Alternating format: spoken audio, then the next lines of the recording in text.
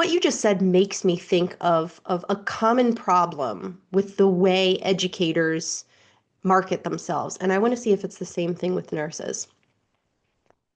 Do nurses, when they're marketing themselves outside of bedside healthcare roles, do they have a tendency to list the responsibilities really only having to do with looking after patients?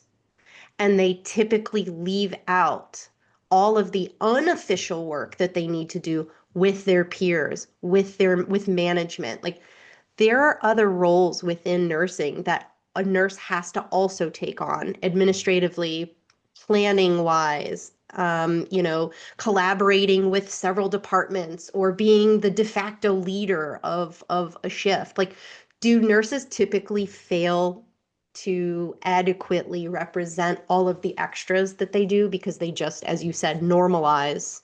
That's Oh just yeah, part of it, but 100%. it's unofficial, so Yeah. who cares? Yeah, they have so many job descriptions and it literally each one says the same thing. So Mm, it's like, no, I know you did more than that. I know you did more than administer medications. So I thank said, you. so people say to me a lot because there's a lot of information out there that you should put numbers on your resume. And they say, well, I don't have any. I said, well, how about how many patients you looked after per shift?